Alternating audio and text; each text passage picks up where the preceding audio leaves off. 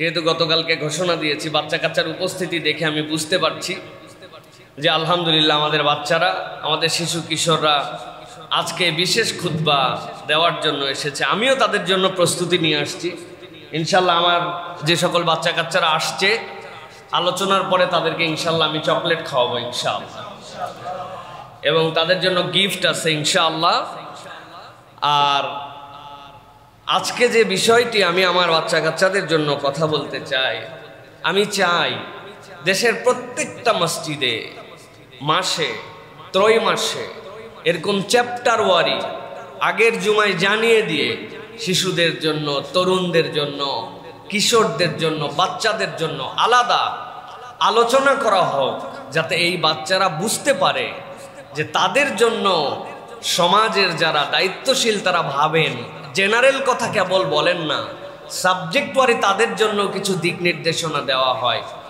আমি আজকে শিশু এবং কিশোরদের জন্য যে আলোচনাটি রেডি করেছি সেটি মূলত রাসূল সাল্লাল্লাহু আলাইহি ওয়াসাল্লামের জীবনের শিশু কিশোরদের তারবিয়ার ধরন কি ছিল, এবং এটার সাথে নবী করিম সাল্লাল্লাহু আলাইহি ওয়াসাল্লামের হাদিসের সাথে কুরআনুল কারীম আমাদের জন্য কি ধরনের নির্দেশনা দেয়, সেইটার আলোকেই মূলত আজকে শিশু কিশোরদের জন্য কিছু কথা বলবো। আমি মূলত আজকে শিশুদের জন্য নবী করিম সাল্লাল্লাহু আলাইহি ওয়াসাল্লামের দেওয়া 12টি দিক নির্দেশনা, এই 12টি দিক নির্দেশনা আমি আমাদের শিশু কিশোরদের জন্য উপস্থাপন করব ইনশাআল্লাহ। কেননা আমরা বিশ্বাস করি যে আমাদের শিশু কিশোররা যেমন হবে, আগামীর প্রজন্ম, আগামীর বিশ্ব, আগামীর বাংলাদেশ তেমনই হবে। আমরা যদি চিন্তা করি আজকের শিশু কিশোররাই যারা মুসলিম, তারা ভবিষ্যতে উম্মার নেতৃত্ব দিবে, সুতরাং তারা আমাদের কাছে মহামূল্যবান, আল্লাহ রাব্বুল আলামিনের দেওয়া বিশেষ গিফট। সুতরাং উম্মার ভবিষ্যৎ নেতৃত্ব যারা দিবে, তাদেরকে যদি আমরা এখন থেকে তৈরি করতে না পারি, তাহলে নেতৃত্বের ভালো খারাপ দুটোই যেরকম আছে, সেই খারাপটা পাবো, ভালোটা আমরা পাবো না। সেই হিসাবে আমি সংক্ষিপ্ত কিছু কথা বলবো। তবে তার আগে আমি দুটো আয়াতে কারিমার দিকে সকলের মনোযোগ আকর্ষণ করব। একটা হচ্ছে কুরআনুল কারীমের বিশেষ একটি আয়াত, সূরা আল ইমরান এর 164 নম্বর আয়াত। আরেকটি আয়াত হচ্ছে কোরআনের 4 নম্বর সূরা, সূরা নিসার 14 নম্বর আয়াত। এই দুটো আয়াতে আল্লাহ রাব্বুল আলামিন দুটো দিক উল্লেখ করেছেন।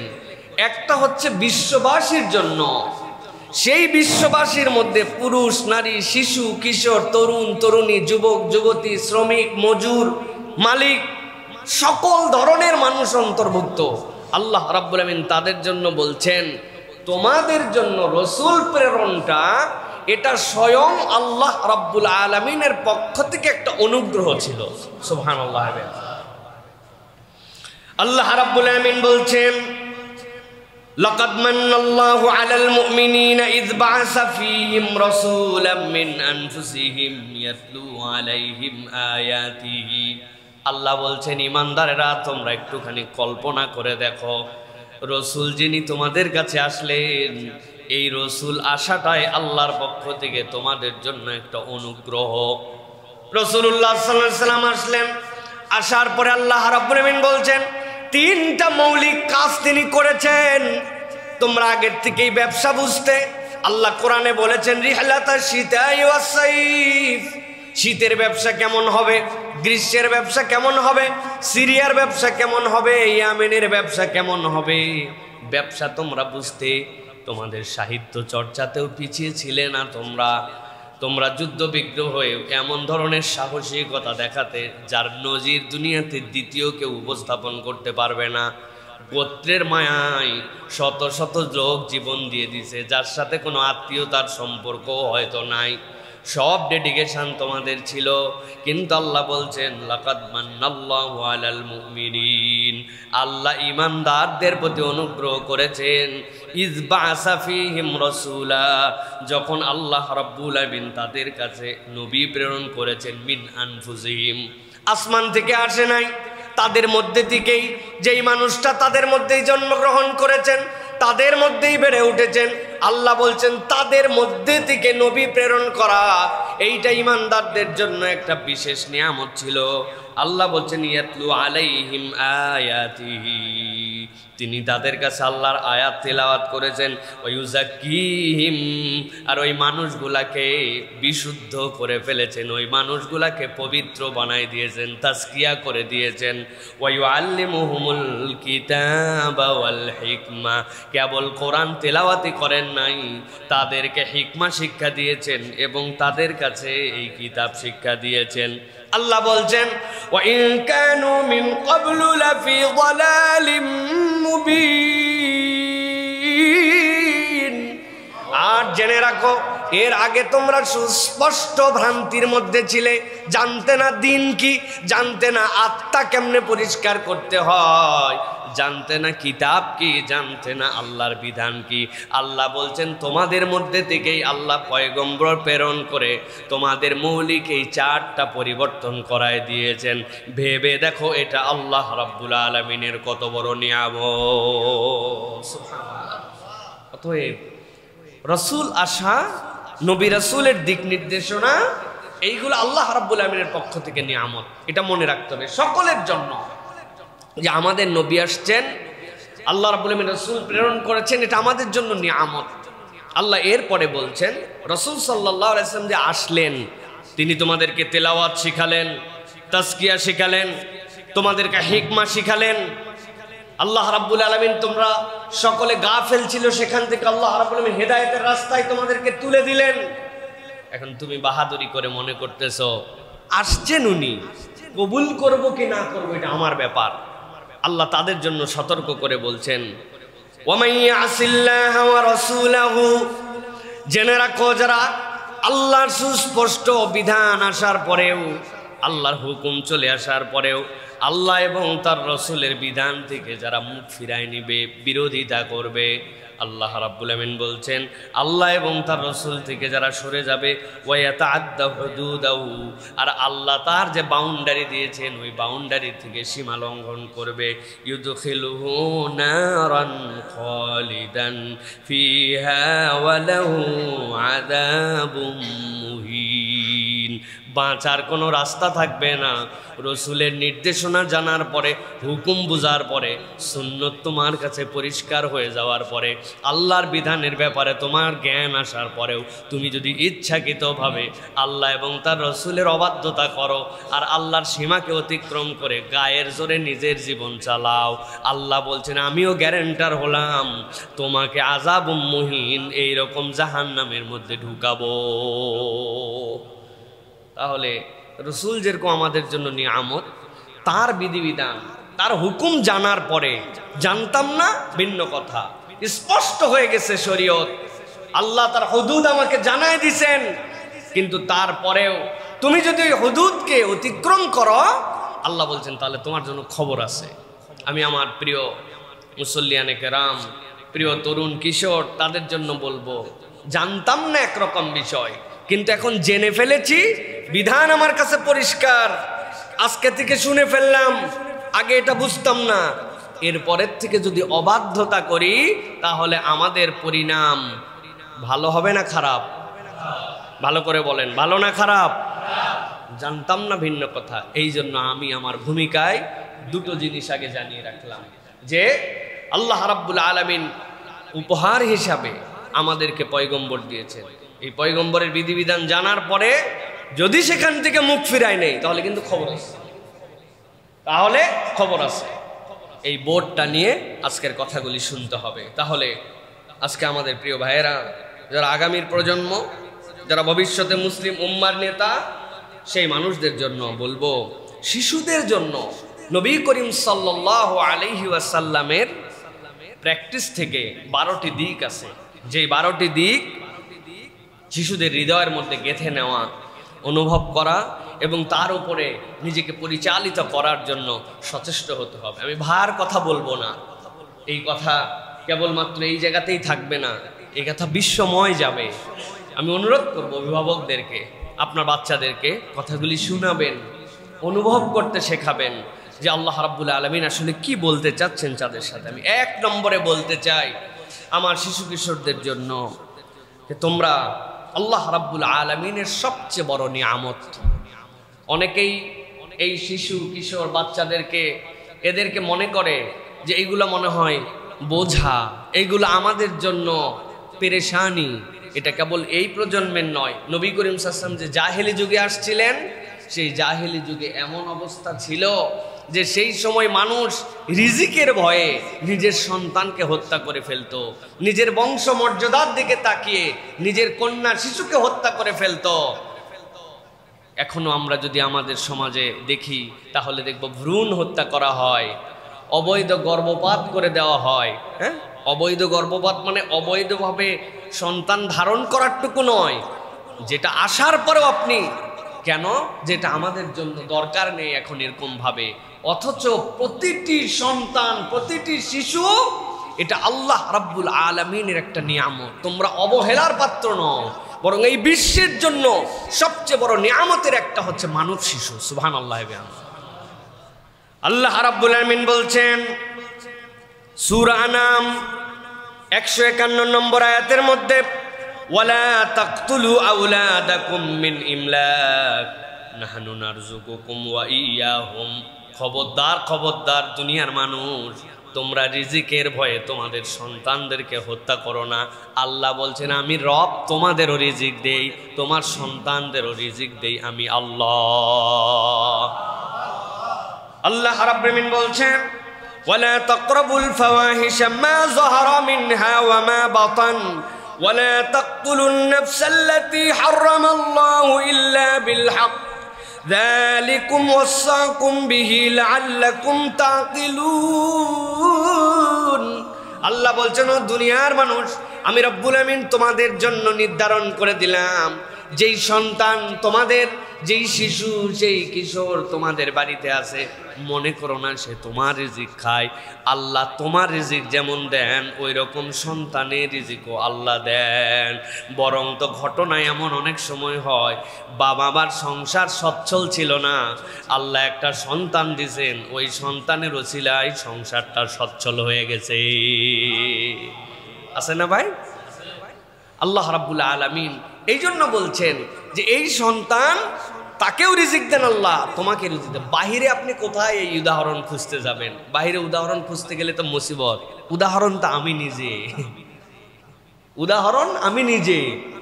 আল্লাহ রাব্বুল আলামিন আমার সন্তান যখন বাড়াইছেন, এই বাচ্চাগুলা, এই মেয়েগুলি, এবং আমার বিবাহের পরে আর আগের জীবন, আসমান আর জমিনের মধ্যে পার্থক্য। আল্লাহ করতে কেমনে রিজিক দিছেন এইটা আমি হিসাব দিয়ে মিলাতে পারবো না।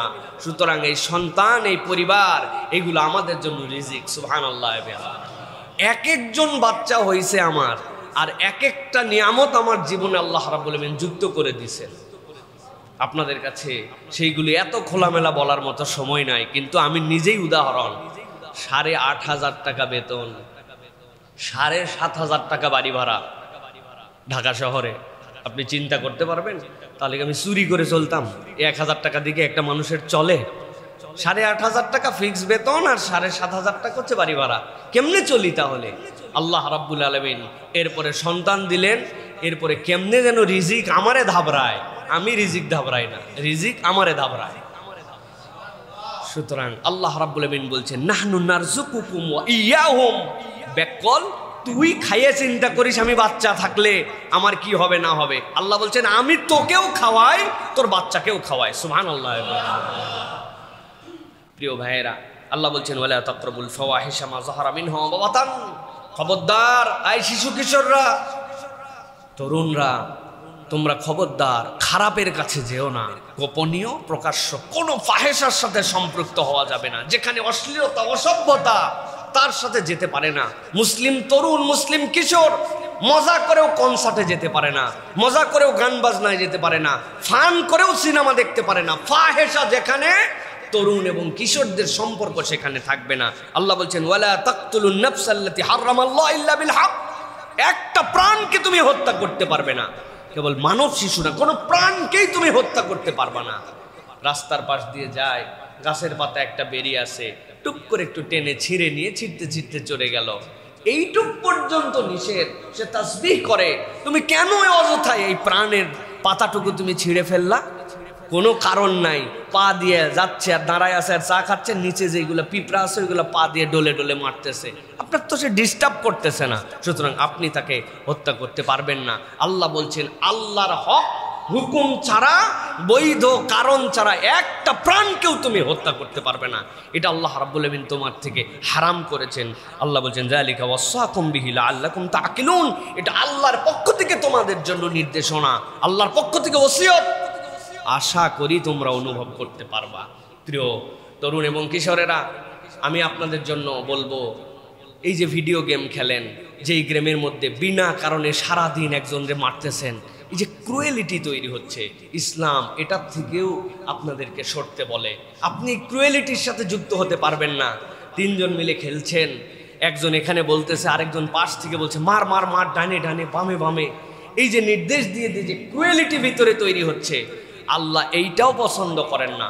সুতরাং এই আয়াতের এটা একটা ফাইন্ডিংস যে আমরা এমন হারাম অসভ্যতা যেটা চোখে দেখা নিষেধ, ফোনেও দেখবো না, ডিভাইসেও দেখবো না, যেটা আমাদের জন্য প্র্যাকটিস বাহিরে নিষেধ, ওইটা খেলার ছলেও সেই খেলা আমরা খেলবো না, ওই গেম আমরা খেলবো না, ওই গেমের সাথে আমার সম্পর্ক থাকবে না যেখানে শিশু মন, কিশোর মনের মধ্যে ক্রুয়েলিটির প্রভাব ফেলে। যারা এগুলো আবিষ্কার করে আমাদেরকে দিছে, আমাদের কাছে অস্ত্র নাই, আমাদের বৈধ অস্ত্র রাখার নিয়ম নাই, সকলের সামর্থ্য অনুযায়ী সেটা নিতে পারে না, কিন্তু ইউরোপ আমেরিকায় ওইগুলা খেলাও আছে, আবার অস্ত্র রাখতে দেয় মাঝে মাঝে। এই জন্য দেখেন না, একজন 20 জনকে মারছে, স্কুলের মধ্যে ব্রাশ ফায়ার করে দিছে, শেষে নিজেকে হত্যা করছে। এগুলো ঘটনা প্রত্যেক দিন ঘটে। আজকে তারা ভিকটিম হচ্ছে, আজকে বলতেছে কোকেন, মাদক এইগুলা তারা নিতে দিবে না, অথচ বার খুলে রেখে দিয়েছে। ম্যারিজুয়ানা সেইটাকে হচ্ছে, গাঁজাকে তারা বৈধতা দিয়ে রাখছে, মানুষ অ্যাডিক্টেড হচ্ছে। এখন যেটা বসতেছে তারা, আল্লাহ এটা নবী করিম সাল্লাল্লাহু আলাইহি ওয়াসাল্লামকে 1500 বছর আগে বুঝিয়ে দিয়েছেন। অতএব ইসলামের বিউটি অনুযায়ী আমরা আমাদের সন্তান যারা শিশু কিশোররা, তারা ভাববেন যে আমরা এই উম্মার সম্পদ, পরিবারের নিয়ামত, তাদের মূল্যায়ন আছে। তবে এই মানুষগুলার দায়িত্বর জায়গা, তারা ফাহেসার সাথে যুক্ত হবে না, অসভ্যতার সাথে যাবে না, কখনো এমন কোনো কাজ করবে না যেটা আল্লাহ এবং তার রাসূল পছন্দ করেন। এটা 1 নম্বর দিক। তাহলে বলেছি যে আল্লাহর সবচেয়ে বড় নিয়ামত এই শিশু কিশোর, আমাদের সন্তানরা, আল্লাহ যেন তাদেরকে কবুল করেন। প্রিয় ভাইয়েরা, নবী করিম সাল্লাল্লাহু আলাইহি সাল্লাম বলেছেন, কিয়ামতের দিনে আমলনামা নিয়ে যারা উঠবে, ভালো করে শোনেন কিশোররা, আমার তরুণরা, আমলনামা নিয়ে যখন উঠবে, এই আমলনামায় 3টা ভাগে বিভক্ত হয়ে যাবে। এর একটা হচ্ছে ইমানদার, তাদেরকে আলাদা করে রাখা হবে।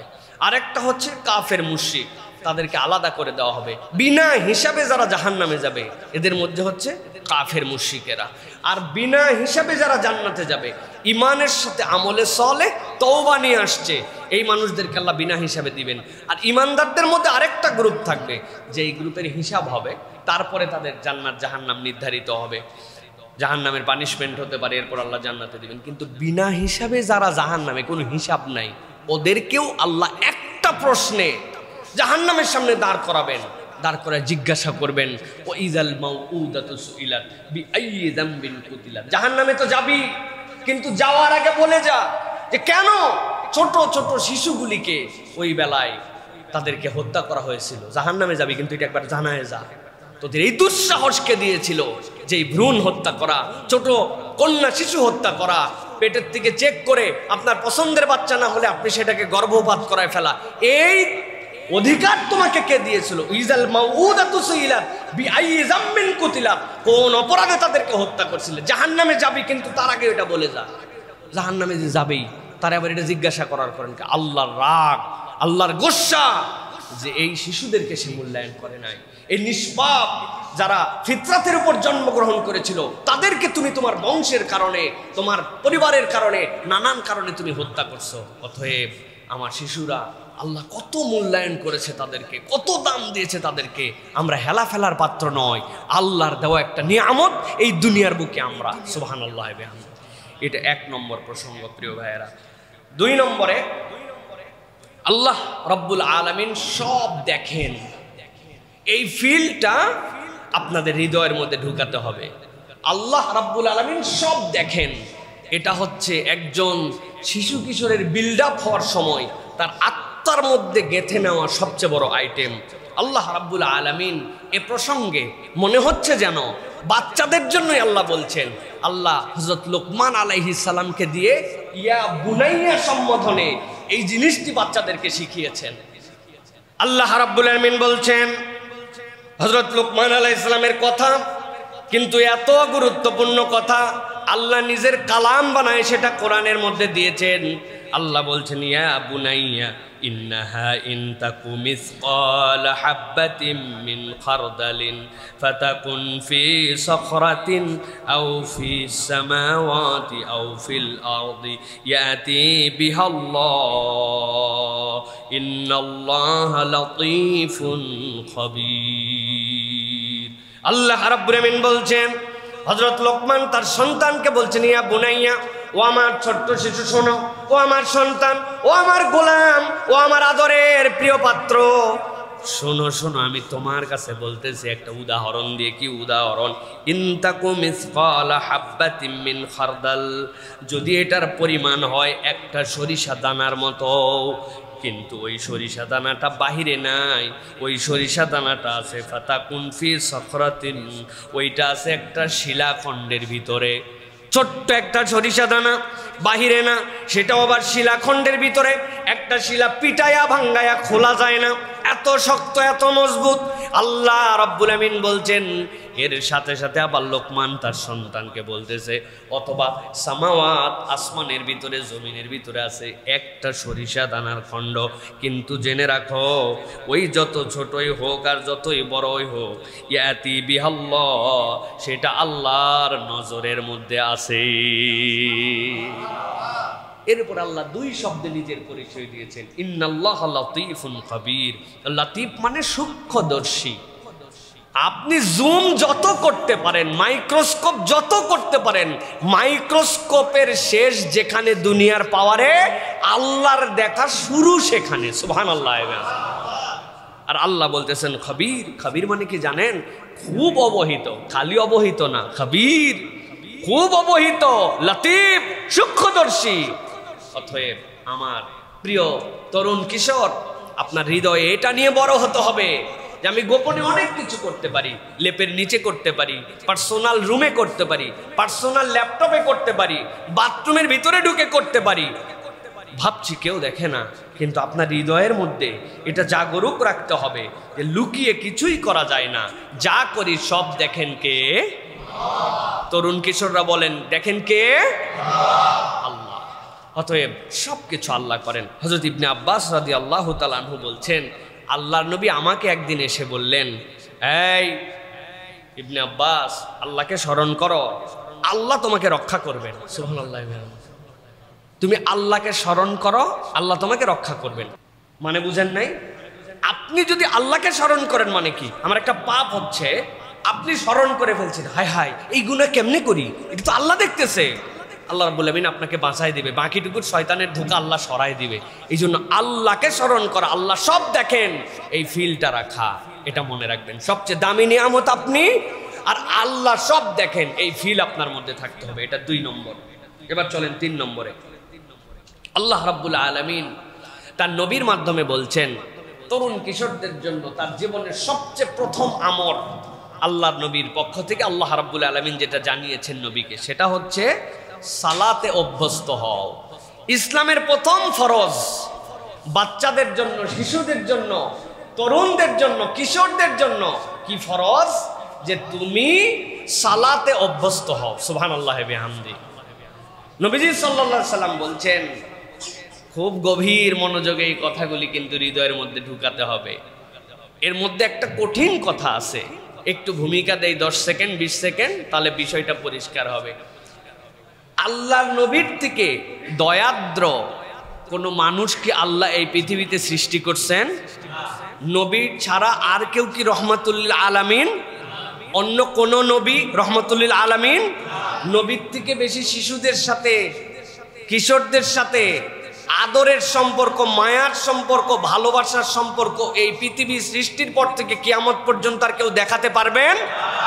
একমত? তাহলে চলেন এবার দেখেন ভিন্ন ডাইমেনশন। নবীজি বলছেন মুরু আউলাদাকুম বিসসালাতি ওয়া হুম আবনাউ সাবঈ সিনিন। তোমার সন্তানের বয়স যখন 7 বছর হয়ে যাবে, আমি নবী দায়িত্ব দিলাম, তাদেরকে বলো সালাত পড়ো, বাবারা নামাজ পড়ো, বাবা নামাজ মিস করো না, আসো নামাজে আসো, আসো নামাজ, এই নামাজের ওয়াক্ত হয়ে গেছে। মুরু, আদেশ দাও, উপদেশ দাও, ডাক দাও, তোলো। নবী করিম সাল্লাল্লাহু আলাইহি ওয়াসাল্লাম বলছেন ওয়াদরিবুহুম আলাইহা ওয়া হুম আবনাউ 10 সিনিনা। আর যখন তার বয়স 10 বছর হবে, সে যদি সালাতে গাফলতি করে, ওয়াদরিবুহুম, দরাবা ইয়াদরিবু মানে কি ভাই? প্রহার করো, শাসন করো, লাগলে লাগায়া দাও। একটু আগেই বলছেন নবীর থেকে দয়াদ্র কেউ নাই, নবীর থেকে বেশি মায়ার কেউ নাই, শিশু কিশোরদেরকে এর চেয়ে বেশি কেউ ভালোবাসে নাই। সেই নবী 10 বছরের একটা বাচ্চাকে সালাতের জন্য শাসন করতে বললেন। একটু আশ্চর্য কথা না? আশ্চর্য কথা। এই জন্য নবী করিম সাল্লাল্লাহু আলাইহি ওয়াসাল্লাম জানতেন এটাই হচ্ছে তার জীবনের সেরা পাঠ। এই জায়গায় যদি একবার সে আল্লাহকে চিনে ফেলে, এই জায়গায় যদি একবার অভ্যস্ত হয়ে যায়, বাকি জীবনটা তার জন্য সহজ হয়ে যাবে। সুবহানাল্লাহ, কোনো ছাড় নাই। এই জন্য এই জায়গায় আমি এই জন্য বলি বাচ্চার জীবনে সর্বপ্রথম ফরজ এইটা। সুবহানাল্লাহ বিহামদি। এর আগে আপনার বাচ্চার জীবনে কোনো ফরজ ছিল না, খেয়াল করেন। রোজা তো আরো পরে, বালেগ হওয়ার পরে 13 বছর হয়ে যেতে পারে, তার 15 বছর হতে পারে কোনো মেয়ের ক্ষেত্রে, কিন্তু এই বাচ্চার সালাত ফরজ হয়ে গেছে 10 বছর, তার জীবনের প্রথম ফরজ। এটার গুরুত্ব, সুতরাং এটা আমাদেরকে খুব বেশি গুরুত্ব দিতে হবে। আর আমার তরুণ কিশোর যারা আছে তাদেরকে বলবো, নবীজি হাদিসের শেষে আরেকটা কথা বলেছেন ভাই আপনাদের জন্য, ওয়াফাররিকু বাইনাহুম ফিল মাদাজি। নবীজি বলছেন যেই না 10 বছর হবে, বিছানার মধ্যে পার্টিশন দিয়ে দাও। বাবা মার সাথে এক বিছানায় গায়ের সাথে লেগে থাকতে পারবে না, মধ্যে একটা বালিশ দিয়ে হলেও আলাদা হবে, একই রুমের মধ্যে 2 খাট দিয়ে হলে হবে, কিন্তু বাবা মার সাথে একসাথে লেগে থাকার সুযোগ নাই। একটা পাটে থাকতে পারে, কিন্তু আল্লাহ রাসূল সাল্লাল্লাহু আলাইহি ওয়াসাল্লাম বলছেন আস্তে আস্তে তাকে আলাদা করে দাও। অতএব সালাত, নামাজ, এটাতে আমাকে অভ্যস্ত হতে হবে। আপনি 7 বছর থেকে 10 বছর, এরপরের থেকে ফরজ আপনাকে এটার সাথে যুক্ত হতে হবে। কোনো অজুহাতে কোনোভাবেই সালাত থেকে দূরে রাখা যাবে না। যেই বাচ্চা কাচ্চার পিতামাতা সন্তানদেরকে লাই দিয়ে আদর দিয়ে থাক পড়বেনি, বড় হলে শিখবেনি, এখনো বয়স হয় নাই, বয়স 10 বছর হলে হবে কি, দেখতে দেখতে এখনো আমার বাচ্চা অনেক ছোট ছোট। এই জন্য এই যে সোহাগ আর আদর দিছেন, বড়কালে এটা আপনাকে ভোগাবে, বড়কালে এটা আপনাকে ভোগাবে। অতএব এখান থেকে আমাদেরকে ঠিক থাকতে হবে। নবী করিম সাল্লাল্লাহু আলাইহি সাল্লাম সালাতের আদেশই কেবল দেন নাই, ইমপ্লিমেন্টেশন দেখাইছেন। জানেন আমার তরুণরা, কিশোররা, এই যে আমরা খুতবা দিতে যে প্রথম খুতবার পরে মধ্যে যে বসি, কি জন্য? নবী করিম সাল্লাল্লাহু আলাইহি ওয়াসাল্লামের একটা বসার সুন্নাত এই বাচ্চাদের দ্বারা আসছিল। নবী করিম সাল্লাল্লাহু আলাইহি ওয়াসাল্লাম সিজদায় ছিলেন, হাসান হুসাইন তার উপরে খেলেছেন। সাহাবায়ে কেরাম অবাক হয়ে গেছেন যে নবীজি কি আর মাথা উঠাবেন না নাকি? 2-1 সাহাবী একটু মুখ বাঁকা করে দেখছে, বাবা ঘটনা তো ভিন্ন। এরা নবী করিম সাল্লাল্লাহু আলাইহি ওয়াসাল্লামের পিঠের উপরে উঠে নবীজিরে ঘোড়া বানায়া নবীর কান ধরে এরা ঘোড়া চালাচ্ছে। নবীজি উঠে বললেন, একটু কষ্ট হয়েছে হয়তো তোমাদের, কিন্তু ওরা যে মজাটা পাইছে, আমি চাই নাই এত তাড়াতাড়ি মজা শেষ হোক। সুবহানাল্লাহ বলবেন না? তাহলে কত ছোট থেকে তাদেরকে নবী করিম সাল্লাল্লাহু আলাইহি ওয়াসাল্লাম সালাতের তারবিয়ার জন্য নিয়ে গেছেন। তাদেরকে এই বিরক্তিটা নেন নাই, এটাকে তারা গ্রহণ করে নিয়েছেন।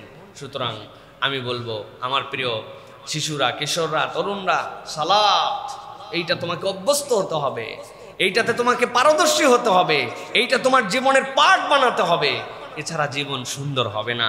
অতএব নামাজ কঠিন নয়, ভালোবাসায় ভরা।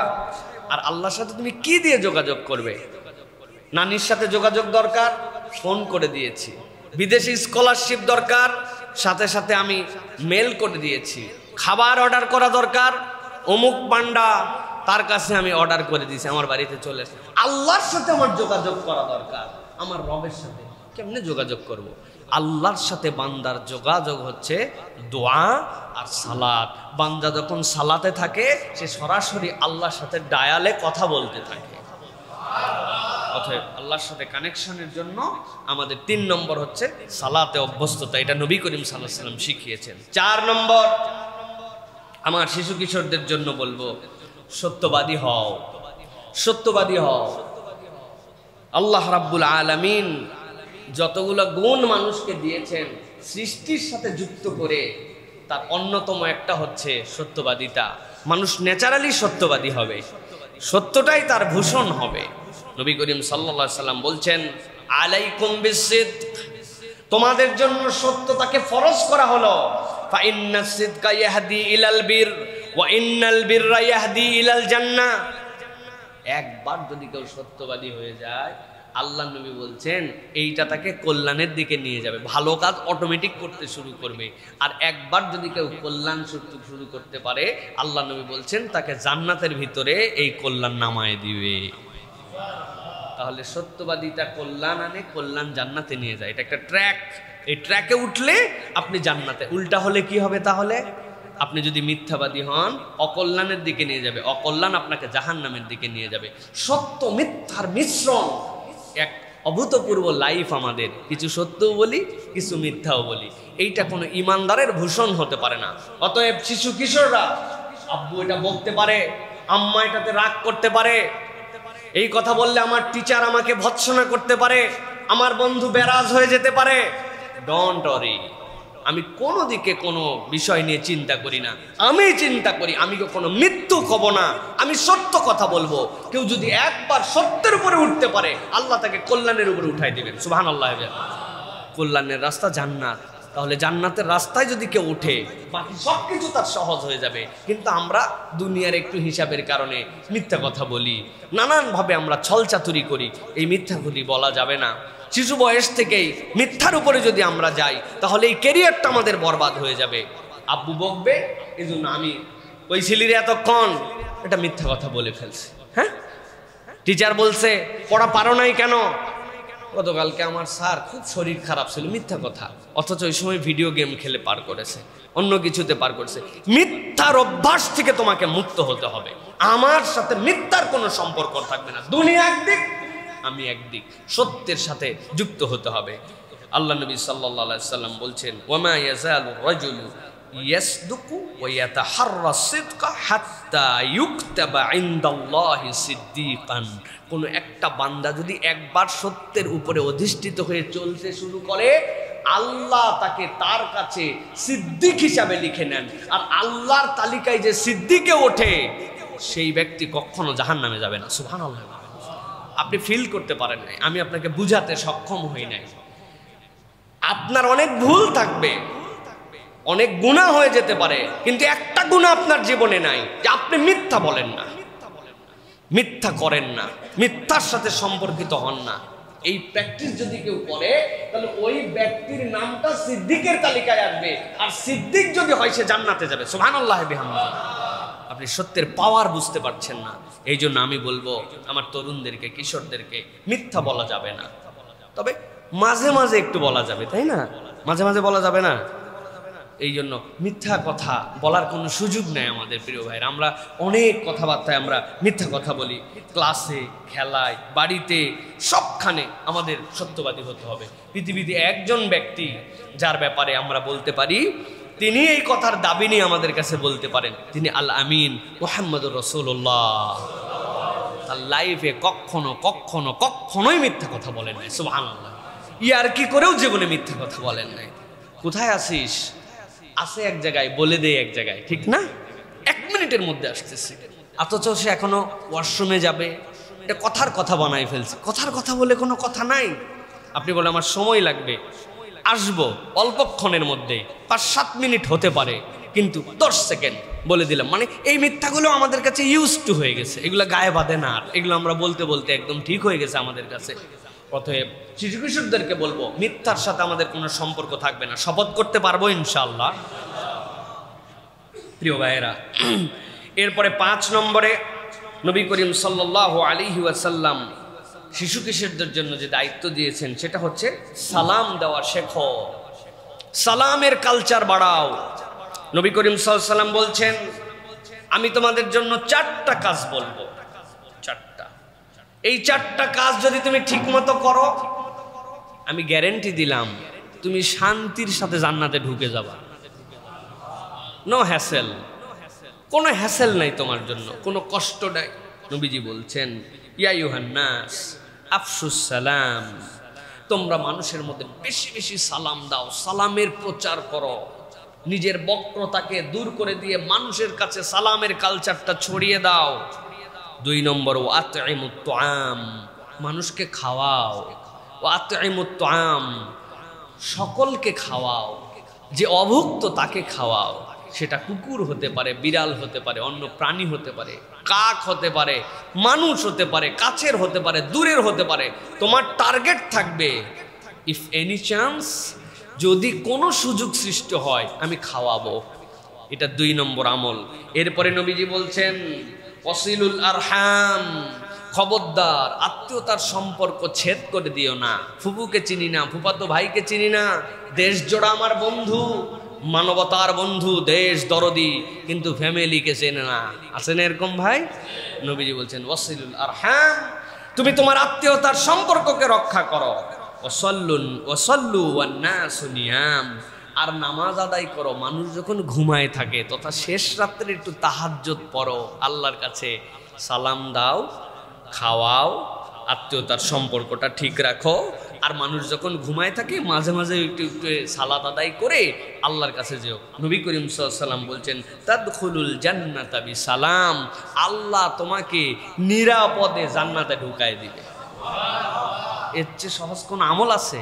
তাহলে এটা কেন বললাম, সালামের গুরুত্বটা কতটুকু।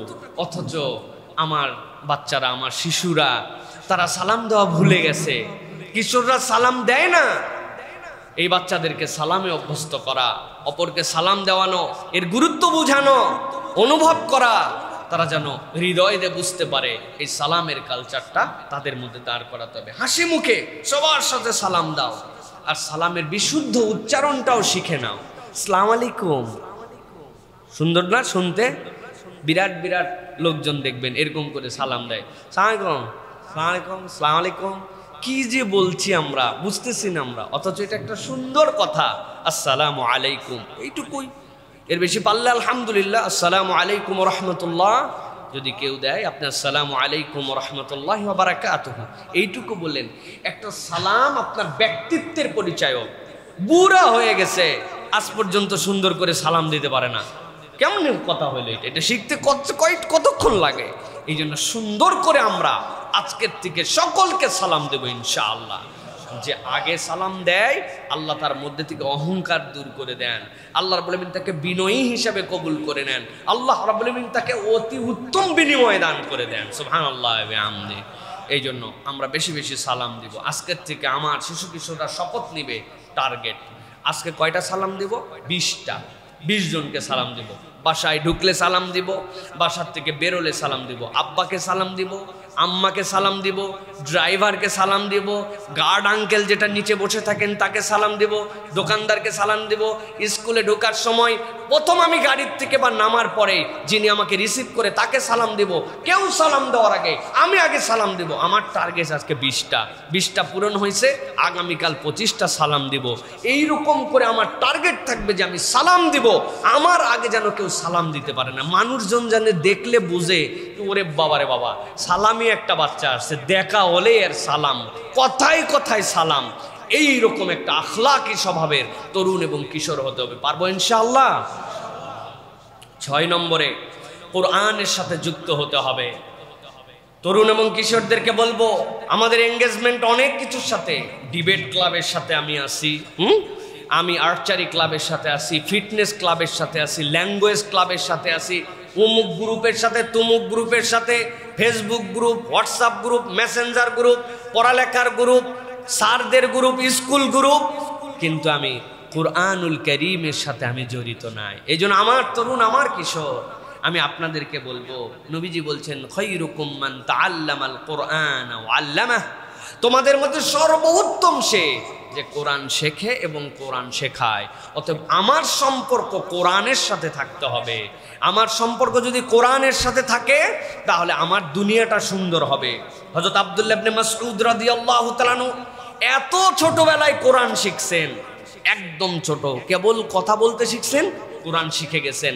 নবী করিম সাল্লাল্লাহু আলাইহি সাল্লাম তার কাছ থেকে তেলাওয়াত শুনতেন যে আরে এ তো কথাই বলতে পারে না কিন্তু কোরআন পড়তে পারে। আর নবীজি এত আদর করতেন, এত খুশি হতেন। তাহলে আমার বাচ্চার প্রথম পাঠ কি হবে? আমার বাচ্চার প্রথম পাঠ হবে কালামুল্লাহ। তার মুখ দিয়ে যেন কালামুল্লাহ বের হয়, সুবহানাল্লাহ ওয়া বিহামদিহি। এবং এটা সম্ভব ভাই। আমার বড় মেয়ে, ওর বয়স যখন 2.5 বছর কি 2 বছর, ইজা জা নাসরুল্লাহ এটা আমি মুখস্থ করাইছি, সূরা ফাতিহা মুখস্থ করাইছি, তারপরে আয়াতুল কুরসি মুখস্থ করাইছি। ওই সময় ও ঠিকঠাক মতো কথা বলতে পারতো না, কিন্তু ইজা জা নাসরুল্লাহ সুন্দর করে ঝরঝর করে পড়তো। আল্লাহ এইটা তাদের মধ্যে তৌফিক দেন, এটা সে শিখে ফেলতে পারে। ওয়ালাকাদ ইয়াসসারনাল কুরআনা লিযিকির, আল্লাহ বলছেন এটা সহজ। কিন্তু আমার অভিভাবকরাও সচেতন না, হুজুর পড়াবে, আর দোষও নাই, ওনার নিজের পড়াও যেটা, এটা শুনলে ফেরেশতারা পর্যন্ত বোঝে না যে আসলে সওয়াব লিখবে না গুনাহ লিখবে, এরকম ডেঞ্জারাস পড়া পড়তেছে। তো ইনি তার বাচ্চারে কেমনে শিখাবে? তাহলে আমাদের অভিভাবকদেরকেও সচেতন হতে হবে এবং তরুণ এবং কিশোরদেরকে বলবো তোমাদের একটা কোরআন ক্লাব থাকবে। এত কিছু থাকে, তোমার কোরআন ক্লাব নাই, কোরআনের গ্রুপ নাই? যে এই মাসে আমরা 3টা আয়াত মুখস্থ করেছি, পারি ভাই, আমরা চেষ্টা করলে পারি। আমাদের শিশুরা কিশোররা অনেক অ্যাক্টিভ, আমরা অনেক ব্যাকডেটেড হয়ে গেছি তাদের কাছে, অনেক কিছু তাদের কাছ থেকে শিখতে হয়। আল্লাহ তাদের ম্যাচুরিটি এত সুন্দর দিছে। তাহলে আমরা প্রতিদিন কোরআনের কিছু কিছু পড়বই পড়ব, কোরআনের অর্থগুলো বোঝার জন্য চেষ্টা করব। এটা হচ্ছে আমার শিশু কিশোরদের জন্য, এটা হচ্ছে 6ষ্ঠ দায়িত্ব। 7ম, খেলাধুলা করো কিন্তু শালীনতা এবং হালাল হারাম বুঝে। ইসলাম খেলাধুলাকে উৎসাহ দিয়েছে, শরীর চর্চাকে উৎসাহ দিয়েছে। হাবশি গোলামরা খেলছিলেন, ছোট ছোট বাচ্চারা খেলছিলেন নবীজির কাঁধের উপরে ভর দিয়ে। নবীজি একাই দেখেন নাই, হযরত আয়েশা সিদ্দিকা রাদিয়াল্লাহু তাআলা আনহাকে ডেকে আল্লাহ নবী সেটা দেখাইছেন পর্যন্ত। কোনটা? সেটা যদি বৈধ হয়, সেটা যদি হালাল হয়, শরীর চর্চার জন্য ফাইট করতেছে, তলোয়ার দিয়ে খেলতেছে, তীর ধনুকের প্র্যাকটিস করতেছে, দৌড়াচ্ছে, ঘোড়সাওয়ারি করতেছে। আমি এগুলো একটাও না বুঝে বলি নাই, বুঝে বলছি। আপনি খেয়াল করে দেখেন প্রত্যেকটার সাথে শরীর মনের সম্পৃক্ততা আছে, কিন্তু দুঃখজনক আমাদের খেলা আছে এগুলোর সাথে শরীরের কোনো দূরতম সম্পর্ক নাই। কথা ঠিক না ভাই? লুডুতে বসে পড়ছে, ক্যারামে বসে পড়ছে, কম্পিউটারে বসে পড়ছে, মোবাইলে গেম খেলছে, এর আর ফার্মের মুরগির মধ্যে কোনো পার্থক্য নাই। ঠিক কিনা? আন্দাজি না বুঝে ঠিক বলেন না। ফার্মের মুরগি এর মধ্যে অনেক পার্থক্য আছে। ফার্মের মুরগি জবাই করে খাওয়া যায়, আরে তাও খাওয়া যায় না।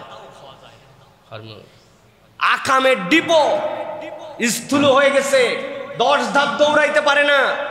এরকম শিশু কিশোর আমাদের, তাদের কোনো ফিটনেস নাই, কিচ্ছু নাই, মেন্টালি কিচ্ছু নিতে পারে না। বাপমা খালি বলে পড়তেছে না কেন, পারতেছে না কেন, বাপমা টর্চার করছে, অথচ শারীরিকভাবে তার কোনো যোগ্যতা নাই, দৌড়াতে পারে না, খেলতে পারে না। এই জন্য নবী করিম সাল্লাল্লাহু আলাইহি সাল্লাম খেলাধুলার কথা বলেছেন এবং বাচ্চাদের কিছু খবরও নিছেন।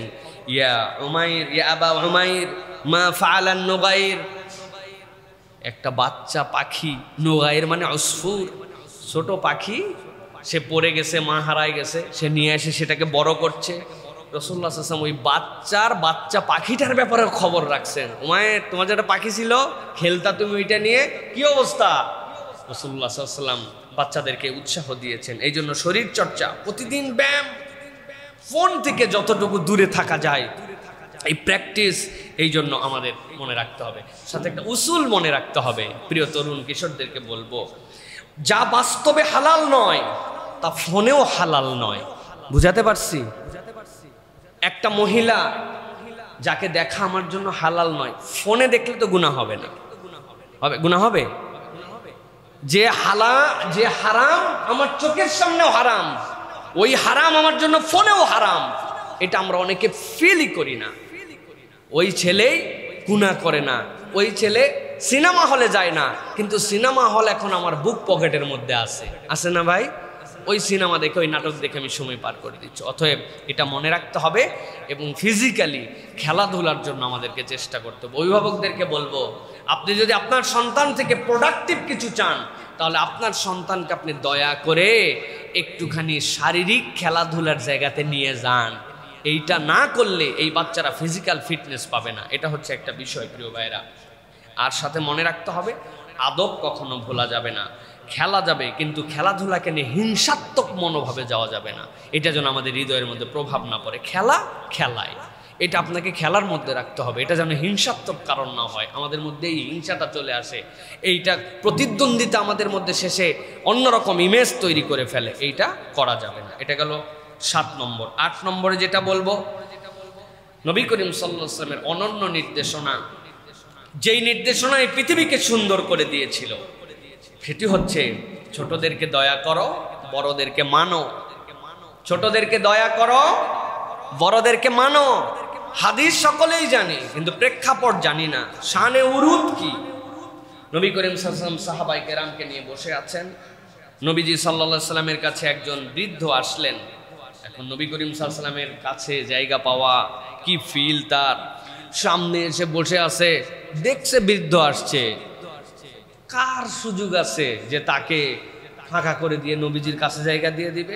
আমি কত কষ্ট করে রাসূলুল্লাহ সাল্লাল্লাহু আলাইহি ওয়াসাল্লামের কাছে আসছি, যত থাকি ততই ভাল লাগে। তার চেহারা দেখলে ক্ষুধা ভুলে যাই, এত আবেগ তার সাথে আমার জড়িত।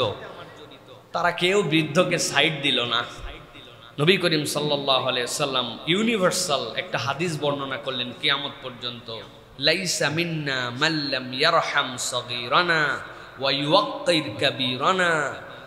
সে আমার উম্মতি নয় যে আমার ছোটদেরকে স্নেহ করে না আর আমার বড়দেরকে সম্মান করে না। তুমি দাবি করতে পারো আমার উম্মত, কিন্তু আমি বললাম সে আমাদের মধ্যে নয়। কত ভার কথা, কত দামি কথা। নবী করিম সাল্লাল্লাহু আলাইহি ওয়াসাল্লাম এই জন্য ছোটদেরকে স্নেহ করা বড়দের জন্য কর্তব্য, আর বড়দেরকে মানা এটা ছোটদের জন্য দায়িত্ব। নবী করিম সাল্লাল্লাহু আলাইহি ওয়াসাল্লাম বলেছেন, নবী করিম সাল্লাল্লাহু আলাইহি ওয়াসাল্লাম ছোট ছোট বাচ্চাদেরকে নিয়ে কাঁধে খেলতেন, আবার সেই বাচ্চাদেরকেই বড়দেরকে মানার জন্য নির্দেশনা দিয়েছেন। হযরত আব্দুল্লাহ ইবনে আব্বাস, নবীজি সালাতে দাঁড়াইছেন, দুইজন হলে মুসল্লি ডানে থাকবে, বরাবর দাঁড়াবে, উনি বামে দাঁড়াইছেন। নবীজি কানটা ধরে এরকম করে ঘুরায় টেনে সামনে নিয়ে আসছেন, স্নেহ করে কাঁধে তুলেছেন, আদর দিয়েছেন, চুমু দিয়েছেন। আবার যেইটুকু আদব শেখানোর, সে আদব শেখানোর জন্য কান ধরে নিয়ে এসে ডান পাশে দাঁড় করায় দিয়েছেন। এই যে রাসূলুল্লাহ সাল্লাল্লাহু আলাইহি ওয়াসাল্লাম বড়দেরকে মানা শিখালেন, আদব শিখালেন, কাদেরকে? সাহাবায়ে কেরামকেই কথা বলছেন, আপনাকে আমাকে বলেন নাই, কিন্তু কথাটা ইউনিভার্সাল কিয়ামত পর্যন্ত। এই জন্য আমার তরুণ এবং যারা আমার শিশু কিশোররা আছে তাদেরকে বলবো, তুমি একটু বড়, তুমি তোমার ছোট ভাই বোনের সারা দিন খালি ভয় দেখাও, উৎপাত করো, তাদেরকে জ্বালাও, মুরব্বীদের সাথে কেমন জানি আচরণ করে, আদব আখলাক নাই, এরকম জানি হয়ে যাচ্ছে। বেয়াদব বেনসিব, যার মধ্যে আদব নাই, মুরব্বীদের প্রতি সম্মান নাই, আল্লাহ রাব্বুল আলামিনের কাছ থেকে সে কিছু পাবে না। বেয়াদব বেনসিব। এই জন্য আমি আপনাদের জন্য বলবো, বড়দের কথা শোনা, মুখে মুখে উত্তর না দেওয়া, মুরব্বীদের খেদমত করার চেষ্টা করা এবং বাবা মায়ের কথা মানা, এই 4টা যার জীবনে যুক্ত আছে, ওই বাচ্চা ইনশাআল্লাহ সফল হয়ে যাবে। মুরব্বীর একটা কথা বলছে, যে কথাটা বলছে বুঝতে পারতেছে এই কথাটা মুরব্বীর বলা ঠিক হয় নাই, কিন্তু আমি নবীর দিকে তাকায়া আমি একজন শিশু কিশোর মেনে নিছি, যা তার সাথে বেয়াদবি করব না। একটা কথা বলছে, টান টান করে মুখে মুখে উত্তর দিয়ে আমি দিতে পারতাম, তারপর আমি নিজেকে সবর করা নিয়েছি। আব্বা আম্মা যে কথা বলতেছে মনে হচ্ছে এই কথাটা কি রে ভাই, এরকম বলে নাকি? না, তারা আমার মুরব্বী, তারা আমার পিতা মাতা, মেনে নিছি তাদের কথা। আর আমার জীবনে বাবা মা মুরব্বীদের খেদমত এটা বিশাল বড় নিয়ামত।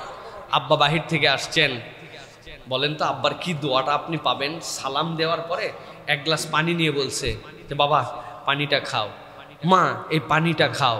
অথবা বাড়ির একটা কাজ যেটা আপনার মনে হয়েছে এই কাজটা আপনি করে ফেলেছেন। এই যে খেদমতের নিয়ত করা, বড়দের কথা শোনা, এটা বিরাট বড় নিয়ামত। আমরা আমাদের অধিকাংশ তরুণ এবং কিশোরদের ব্যাপারে, আমাদের ব্যাপারে মুরব্বীদেরকে জিজ্ঞাসা করেন, মুরব্বীরা বলবে এই প্রজন্মের ছেলেপেলেরা বেয়াদব হয়ে গেছে। বলে না? কেন বলে?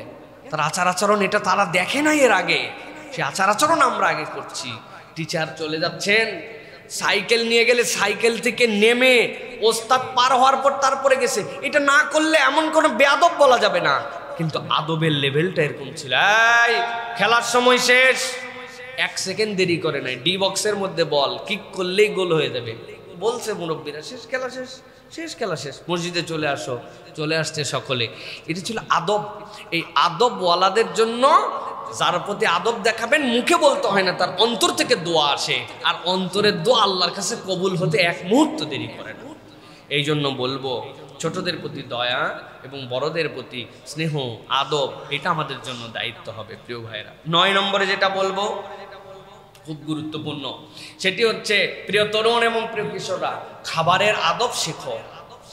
আমাদের মধ্যে থেকে আদবের একটা সামগ্রিক পাঠ বললাম, খাবারের আদব উঠে গেছে আমাদের মধ্যে থেকে। খাবারের আদব বলতে নবী করিম সাল্লাল্লাহু আলাইহি ওয়াসাল্লাম একজন বাচ্চাকে পাইলেন, তাকে বলেন ইয়া গোলাম সাম্মিল্লাহ, আল্লাহর নামে খাও। কেমনে খাওয়া শুরু করছো? আল্লাহর নামে খাও। ওয়াকুল বিয়ামিনিক, তুমি ডান থেকে খাও। এরপরে নবী করিম সাল্লাল্লাহু আলাইহি ওয়াসাল্লাম ওয়াকুল মিম্মা ইয়ালিক, আর তোমার সামনে যেটা আছে ডান হাতে খাও, সামনে থেকে খাওয়া শুরু করো। বিশৃঙ্খল খাওয়া দাওয়া, দাঁড়ায় খাচ্ছি, অসভ্যর মতো খাচ্ছি, হ্যাঁ, বাম হাতে একটা খাচ্ছি, ডান হাতে আরেকটা খাচ্ছি, আছে না ভাই? চা পান টান একসাথে 3টা, আরে মুখের মধ্যে পান, হাতের মধ্যে টান, এদিকে চা, আলাদা ইমেজ একটা দেখছে যে অসভ্য কিছু মুরব্বী এরকম করে খাইছে, তরুণরা তো এরকম করে খাইতেই পারে। অতএব এই যে খাবার আদব, আচ্ছা খানা যেটা তার একটা আদব নবী করিম সাল্লাল্লাহু আলাইহি ওয়াসাল্লাম বলছেন। এখন আপনি অখাদ্য যেটা খাচ্ছেন এটার আদব আবার কেমনে আপনি করবেন প্রিয় ভাইরা? এটার আদব নাই, মানে বিসমিল্লাহ বলে বিড়ি খাওয়া শুরু করবেন, তাই তো নাকি? নাকি ব্যাপারটা কি বুঝলাম না। এই জন্য প্রিয় ভাইরা, যে তরুণ কিশোররা, এই সকল বাজে জিনিসের অনুসরণ আমাদের করা যাবে না। আমাদের খাওয়া বিসমিল্লাহ ছাড়া হয় না। মন চাইলাম খাওয়া শুরু করে দিলাম, ডান হাতে খায় না, বাম হাতে খাওয়া স্টাইল, অটোমেটিক বাম হাতে চলে যায়, হ্যাঁ। এরপরে সুশৃঙ্খলভাবে খাওয়া, এলোমেলো যেখান সেখান থেকে না, সামনে থেকে খাওয়া। এই জন্য আমাদের খুব বেশি এটা খেয়াল রাখতে হবে। সাথে এমন কতগুলো কথা বলবো আপনাদের অপছন্দ হবে। বাবা মাকে সন্তানরা খাওয়া নিয়ে অনেক প্যারা দেয়, আব্বারে একটুখানি দুধটা খেয়ে নে, না আমি দুধ খাবো না। ওরে ভাই, আপনারা দুধ খাওয়ায় বাপ মায়ের কি লাভ? সে জানে আপনার হাড় গঠন হওয়া, আপনার মস্তিষ্ক গঠন হওয়া, আপনার শারীরিক ফিট হওয়া, এই জন্য আপনার বাপ মা আপনার খাইতে বলছে। আপনারা এইটার জন্য ঠেলে বেড়াতে হয়, একটা কলা খাওয়ানোর জন্য আপনার তেল দিতে হয়, একটা ডিম খাওয়ানোর জন্য বাপ মা পাগল হয়ে যায় সন্তানদেরকে। না, এই প্যারাটা দেওয়া যাবে না। বাপ মার এবং নিজের শরীরের দিকে তাকায়া সুশৃঙ্খলভাবে খাবার আদব শিখতে হবে এবং প্রত্যেককে এইটাতে দায়িত্বশীল হতে হবে। আমি যাদের বয়স 16-র নিচে তাদের জন্য বলবো, আপনার যদি ডাক্তারের কোনো নিষেধ না থাকে অথবা সামগ্রিক শরীরের রোগ না থাকে, আপনাকে 4টা জিনিস কন্টিনিউ করতেই হবে।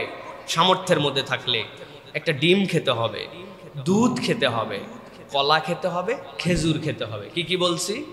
1 নম্বর, 2 নম্বর, 3 নম্বর, 4 নম্বর, এটা আপনাকে কন্টিনিউ করতে। ওরা আলাদা পিনিকে আছে, কাউরে গুনে না, ঢাকা শহরের মালিক আমি, দেশ আমার, এরকম একটা মুডে চলতেছে। মানুষজন এটা ভালোভাবে নেয় না, কিছু বলে না, কিন্তু মানুষজন বলে এই পুরা সার্কেলটাই বেয়াদব। কি কথা বলেন? অতএব এই মানুষের অভিশাপ নিয়ে ঘোরাফেরা করেন না। খাবার জায়গায় গেছেন, কথা বলেন। আমি তো বলি আমার জীবনে ইউরোপে, আমেরিকায়, জাপানে বা অন্যান্য যেগুলো দেশে গেছে, ইভেন মালয়েশিয়ায় পর্যন্ত, এই মানুষগুলা কিভাবে যে কণ্ঠ নামায় কথা বলতে হয়।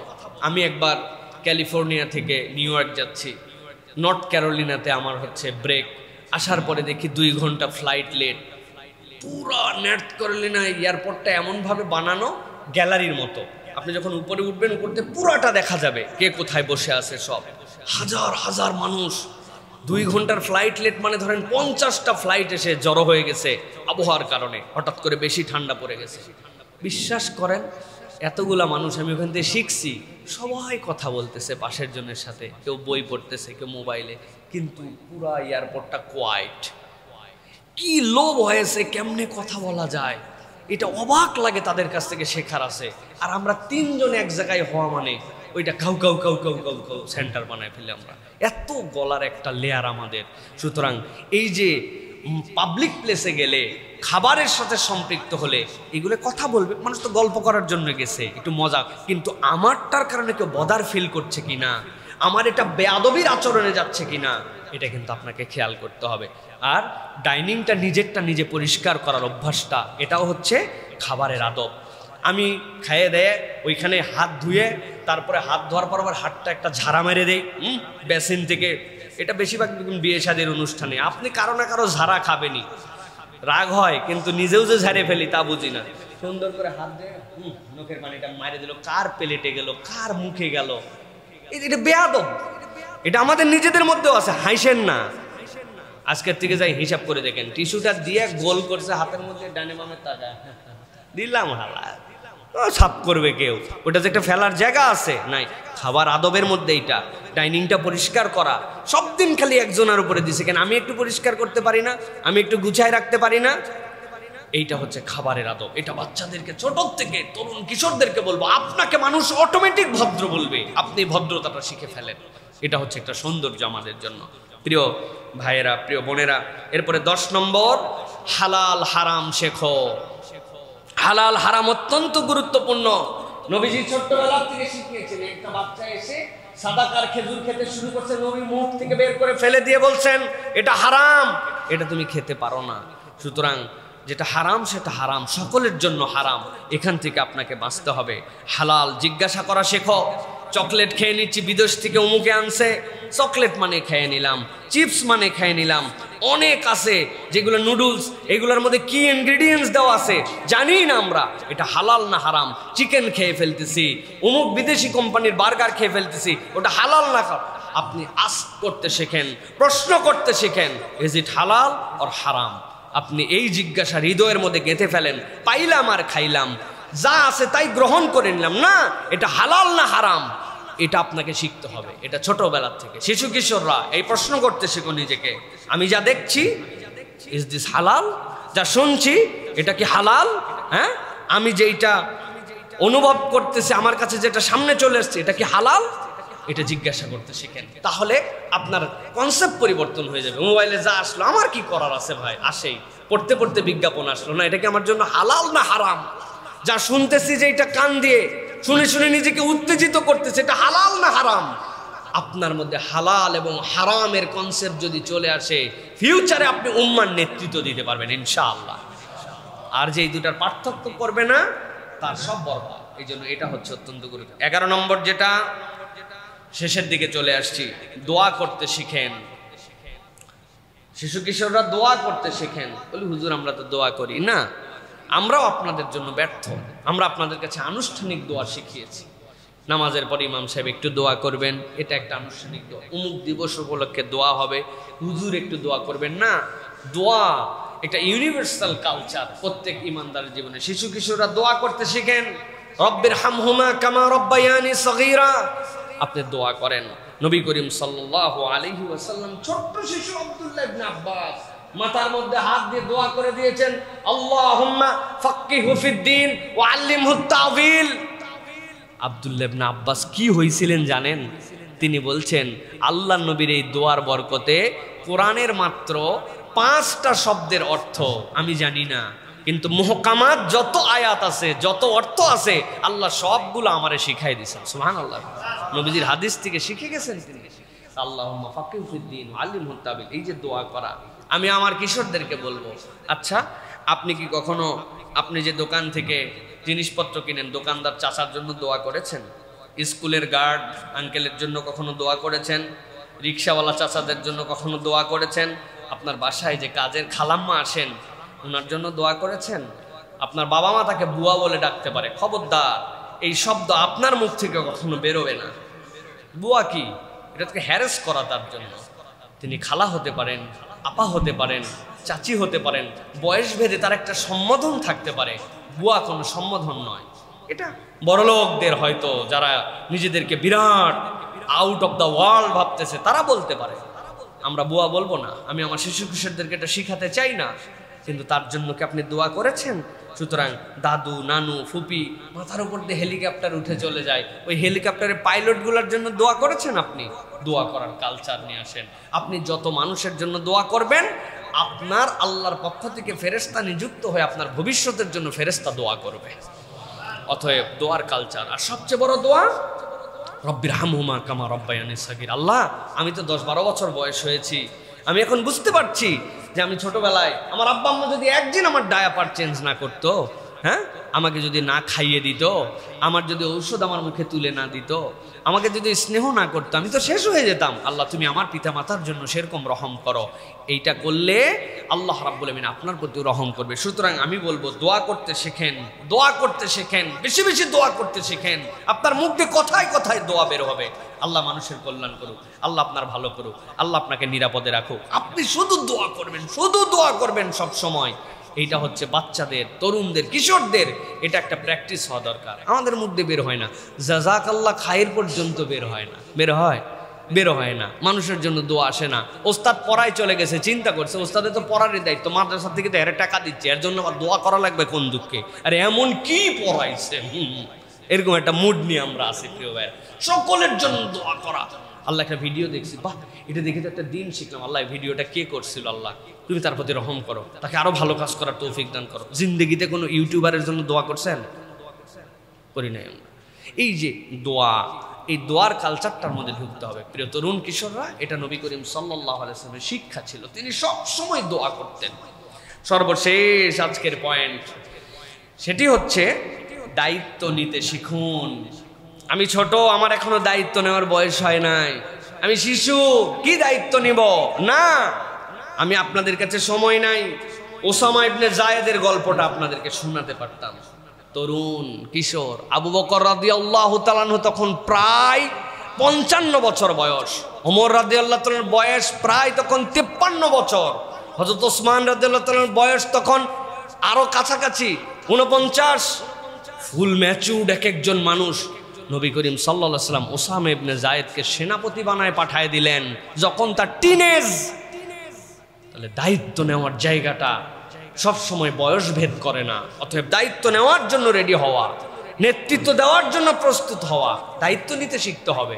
উমুকে করে দিবে, তুমুকে করবে, বড়দের দায়িত্ব না, আপনি দায়িত্ব নেওয়া শিখেন। চ্যালেঞ্জ নেন নিজের প্রতি। কি চ্যালেঞ্জ নিবে? নিজের মশারি নিজে গুছায় না, নিজের রুম নিজে জীবনে ঝাড় দেয় নাই, নিজের বাথরুম নিজে জীবনে সাফ করে নাই। এখানে কারা কারা নিজের বাথরুম পরিষ্কার করেন জীবনে একবার হলেও? হারপিক দিয়ে ডোলে, বেসিন টেসিন, বাথরুম ভিতর উপর নিচ উপরে ঝাড়ছেন সব কিছু। তরুণ কিশোরদের মধ্যে দিকে হাত তোলেন। মাশাআল্লাহ, আলহামদুলিল্লাহ, আলহামদুলিল্লাহ।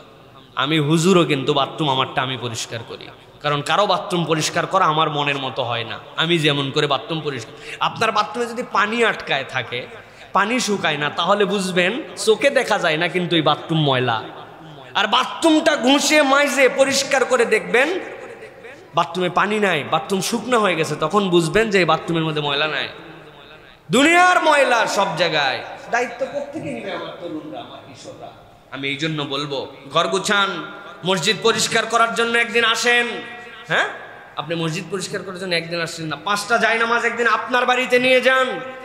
আপনি নিজে ধন যে আমার মসজিদে মা এই জায়নামাজগুলি এরকম দেখেছি, আমি একটু পরিষ্কার করার জন্য চেষ্টা করি। মসজিদের সামনের জুতার বক্সগুলো একদিন আপনি মনে হয়েছে একদিন অজুখানা আপনি পরিষ্কার করার দায়িত্ব নেন। হ্যাঁ, আপনি আপনার মুজা গুছায় রাখেন না, আপনার মুজা খুঁজে পাওয়া যায় না, বাপ মায়ের সাথে চিল্লাচিল্লি করে সকালবেলা আসে না। আফ্রিকার শিশুদের মুজা ময়লা দেখি নাই, জুতাগুলা চকচক করে। আর আমাদের বাচ্চা কাচ্চা জুতাগুলোর দিকে তাকানো যায় না। জুতা ময়লা রাখাই নাকি একটা স্মার্টনেস। সে যে বড় হয়েছে এটাতে বোঝা যায় যে তার ঘর এলোমেলো, এরকম একটা ভাব নিয়ে করতেছেন না। দায়িত্ব নেওয়া শেখেন, সমাজের দায়িত্ব নেন। আমাদের দেশে এগুলো কালচার নাই। অস্ট্রেলিয়ায় একজন আমার সাথে শেয়ার করছে, ছোট বাচ্চা স্ট্যান্ডার্ড 4-এ পড়ে, টার্গেট দিছে তোমারে $30 উঠাতে হবে গাজার জন্য, এটাই তোমার অ্যাসাইনমেন্ট। ও সুন্দর করে কি বলতে হবে গুছায় নিয়ে বক্স নিয়ে পাশের বাসায় গেছে যে আমার স্কুল থেকে এটা আমার একটা প্রজেক্টের অংশ, গাজার শিশুদের অবস্থা খারাপ, আপনি কি কিছু ডোনেশন দিবেন আন্টি? ওই ছেলে $89 একদিনে নিয়ে আসছে। পিচ্চি বাচ্চা, আপনি কল্পনা করছেন? আমি বানানো কথা বলছি না, আমি নাম বলে দিলাম না আপনাদের কাছে, তাহলে সেটা সেই ব্যক্তির জন্য এটা খারাপ হতে পারে। তো এই বাচ্চারা এটা শিখেছে, দায়িত্ব নিতে তাদেরকে শিখায়। আমাদের তরুণ কিশোররা দায়িত্ব নেয় না, মনে করে আব্বার দায়িত্ব সবগুলি তার দায়িত্ব। আপনি আপনার মতো করে চিন্তা করেন যে আমি কোন জায়গাটায় দায়িত্বশীল হতে পারি। এই দায়িত্ব নেওয়াটা আমার হচ্ছে একটা পার্ট, এটা নিলে ভবিষ্যতে উম্মার দায়িত্ব আপনার কাঁধে আসবে। অতএব আজকে যে 12টি বিষয়ের কথা বললাম, আবার আপনাদের জন্য সামারি করি, আমার তরুণ শিশু কিশোরদের জন্য। তোমরা আল্লাহর সবচেয়ে বড় নিয়ামত, আল্লাহ তাআলা সব দেখেন। নামাজে অভ্যস্ত হন, সত্যবাদী হন, সালাম দেওয়া শিখে নিন, কোরআনের সাথে বন্ধু হন, খেলাধুলা করেন কিন্তু শালীনতা এবং হালাল বুঝে নেন, ছোটদেরকে দয়া করেন, বড়দের কথা মানেন। এরপরে বলেছি খাবারের আদব এবং এ সংক্রান্ত বেয়াদবি পরিহার করেন, হালাল হারাম শিখে নেন, দোয়া করতে শেখেন, আর নিজেরা ভবিষ্যতের জন্য দায়িত্বশীল হওয়া শেখেন। আল্লাহ রাব্বুল আলামিন আমাদেরকে তৌফিক দান করেন।